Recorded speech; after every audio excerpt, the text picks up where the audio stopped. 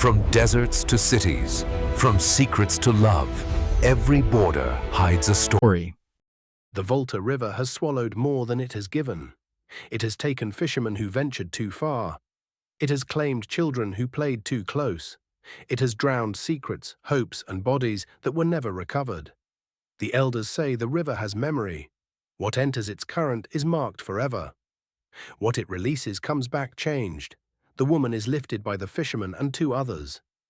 They carry her to the shade of a baobab tree. Her weight is slight. Her breathing steadies. Villagers form a circle but keep their distance. They speak in low voices, debating what she might be. A trader's wife lost at sea. A missionary who wandered too far. A witch sent to curse them. Her clothes tell a story no one here can read. The fabric is fine European linen, the kind that comes from trading ships. The embroidery shows crosses and vines in thread that still holds color despite the water. The colors are deep burgundy and gold. This is not the clothing of a common traveler. This is the dress of Portuguese nobility, though few in the village have ever seen such things up close. An old woman named Amma pushes through the crowd. She kneels beside the stranger and places a hand on her forehead. The woman's skin is cool but not cold. Amma lifts one of her eyelids and sees pupils that respond to light. She is not dying. She is resting. Amma stands and announces that the woman will wake soon, and when she does, they will know if she brings fortune or trouble. The fisherman's name is Kofi. He is 32 years old and has lived his entire life by this river. He is known for his silence, his steady hands, and his small catches. But now everyone is looking at him. He found her. He brought her here. Whatever happens next will be tied to his name. The chief sends word that Kofi must bring the woman to the compound when she wakes. Until then, she will stay in Kofi's home. This is not kindness, it is strategy. If she is dangerous, let her be Kofi's problem. If she is valuable, the chief will claim her later. Kofi nods. He has no choice. He lifts the woman again, this time alone, and carries her to his hut. His wife died 3 years ago in childbirth. His son died with her. The hut has been empty ever since. Now it holds a stranger who floats between worlds. He lays her on a mat made of woven reeds. He covers her with a thin cloth. He places a calabash of water beside her. Then he sits outside and waits. The village watches his door as if it might explode. Hours pass. The sun climbs. The heat grows. Inside, the woman stirs. She mutters something soft, words that sound like prayer. Portuguese words, words shaped by a tongue from across the sea. She wakes to the sound of chickens scratching the earth, her eyes open slowly, adjusting to the dim light filtering through gaps in the thatch roof. She does not scream. She does not panic. She sits up carefully, her body stiff and aching. She looks around and sees walls made of dried mud, a floor swept clean, a small fire pit with ash still warm. This is not a palace. This is not a ship. This is nowhere she has ever been. She stands, her legs unsteady. She walks to the doorway and sees a man sitting outside with his back to her. Beyond him is a village of clay homes, dirt paths, and faces that turn toward her with sharp curiosity. She steps back inside, her hand moves to her chest, searching for the golden cross. It is still there. She whispers something in Portuguese, a prayer of thanks, and exhales. Kofi hears her movement and turns.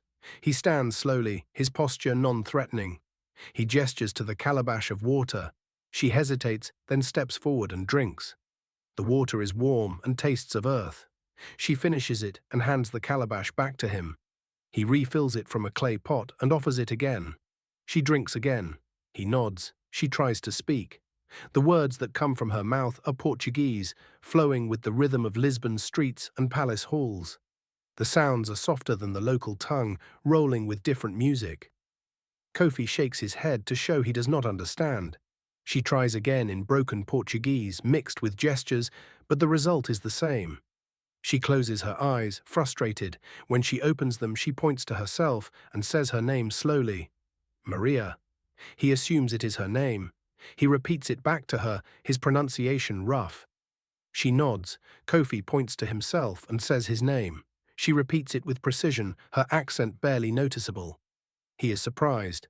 She learns quickly. The chief's compound is a circle of packed earth surrounded by low walls. In the center sits the chief, a man of 60 with grey in his beard and scars on his arms from wars fought long ago. Around him are the elders, 7 men and 3 women who hold the memory and judgment of the village. They sit on wooden stools. Kofi and the woman stand before them. The chief speaks first. His voice is deep and carries weight. He asks Kofi where he found her. Kofi answers honestly. He describes the broken canoe, the dawn mist, the silence. He says he thought she was dead until he saw her breathe. He says he acted without thinking, pulling her to shore because leaving her would have been wrong. The chief nods slowly. He asks why Kofi did not alert the village first. Kofi has no answer. He simply acted. The chief's eyes narrow. He says that acting without thinking can bring danger to everyone. He says that strangers have come before, and some brought sickness, some brought soldiers, some brought lies. He says trust is earned, not assumed. The elders speak next. One asks if the woman has spoken. Kofi says yes, but in a language no one understands. Another asks if she has shown any signs of illness or madness. Kofi says no. A third asks if she has tried to leave. Kofi says no. She has stayed where she was placed. She has obeyed without resistance. The chief turns his attention to the woman. He speaks to her directly, though he knows she cannot understand. He tells her that this village has survived by being cautious. He tells her that outsiders are measured by what they bring and what they take. He tells her that if she is a blessing, she will be welcomed. If she is a curse, she will be returned to the river. The woman listens without flinching. Her eyes do not leave the chief's face. When he finishes, she bows slowly, deeply, her hands pressed together in front of her chest. It is a gesture of respect so formal that even the elders pause. One of them whispers that she moves like someone trained in ceremony. Another says she might be nobility from a distant land. The chief asks the question that everyone is thinking. If she is important, why is she here alone? Where are her guards? Where is her ship's crew? Where are the other Portuguese? The elders murmur in agreement. European women do not drift in broken canoes. Portuguese nobility does not arrive soaked and unconscious on Ghanaian rivers. Either she is not who she appears to be, or something terrible has happened to her. Perhaps she fled from something. Perhaps she was thrown overboard. Perhaps she is the survivor of a shipwreck that claimed all others. The chief makes his decision. She will remain in the village for 7 days. During that time, she will work, she will serve, she will prove her value. If she brings fortune, harmony, or skill, she will stay. If she brings confusion, fear, or misfortune, she will be sent away. The judgment will be final.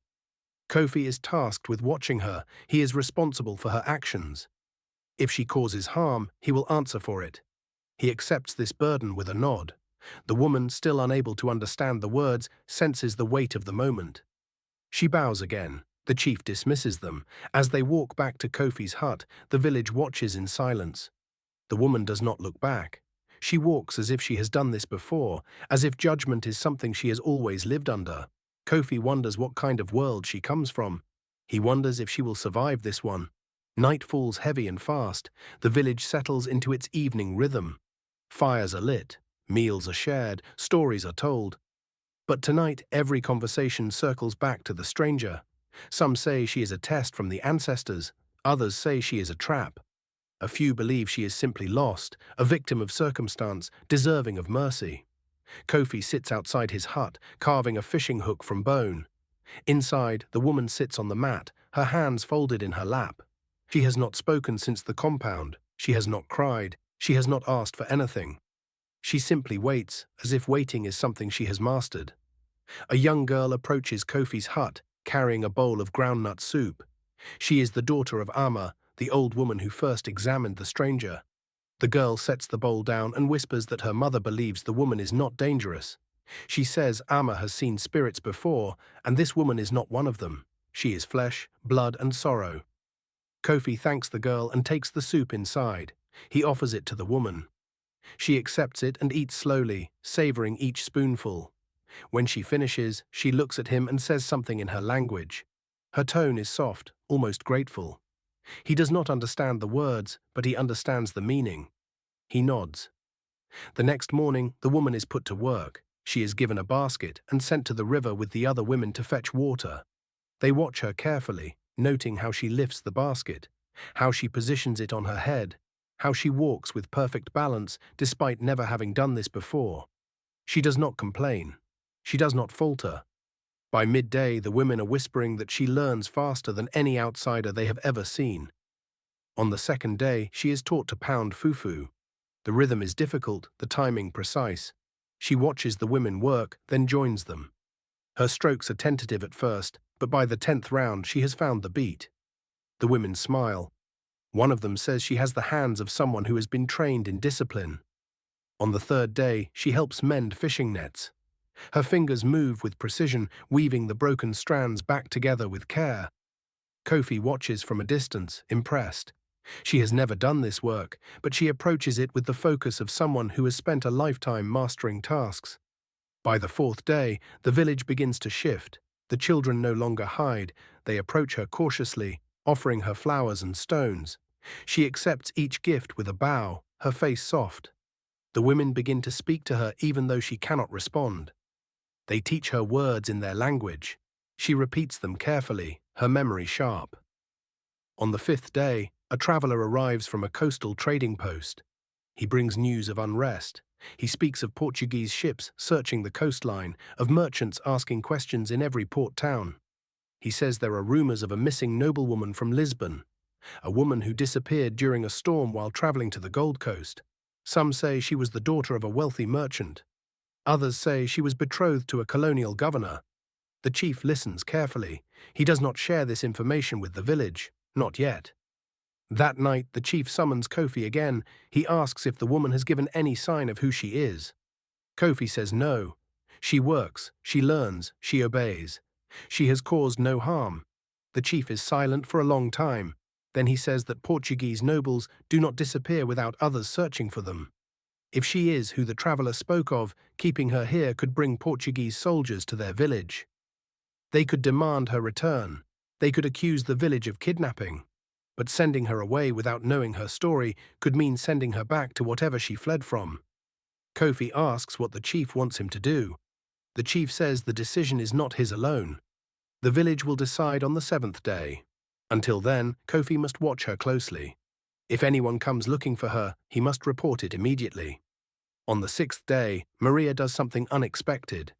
She kneels by the river at dawn and performs a ritual. Her movements are slow, deliberate, sacred. She makes the sign of the cross over the water, her lips moving in silent prayer. She bows to the river, then places her hand on the water's surface and whispers words of Portuguese gratitude. Kofi watches from a distance. He realizes that she is not praying to the river. She is thanking it for carrying her, for delivering her, for giving her a second chance. That evening, Amma approaches Kofi. She says the woman is not a curse, she is a gift. She says the river brought her here because the village needed to remember something, that strangers are not always enemies, that silence is not always weakness, that grace can exist even in suffering. On the 7th day, the village gathers. The chief asks for opinions. Some say she should stay, others say she should be sent to the nearest town. A few say she should be returned to the river, not as punishment, but as release. The debate lasts for hours. Finally, the chief raises his hand. He says the woman has proven herself. She has worked without complaint. She has learned without resistance. She has brought no harm. But he also says that she does not belong here. Not because she is unwelcome, but because she is searching for something this village cannot give her. He decrees that she will be escorted to the nearest coastal mission station where Portuguese priests and traders gather, where others who speak her tongue may help her. She will leave in 3 days. Until then, she remains under Kofi's care. When Kofi tells her, she understands. Not from his words, but from his eyes. She bows deeply. That night she weeps for the first time, not from fear, but from gratitude. The river that took everything from her gave her something in return. A village that judged her, yes, but also saw her, and in seeing her, let her be human again. On the morning she leaves, the women give her food wrapped in cloth. The children give her flowers. Kofi walks with her to the edge of the village. She turns back one last time and bows. The village bows in return. The river moves on, silent and endless. It does not explain, it does not apologize. It simply carries what it must and releases what it can. And sometimes what it releases is not a curse, but a reminder that mercy, even when uncertain, is the current that keeps us human.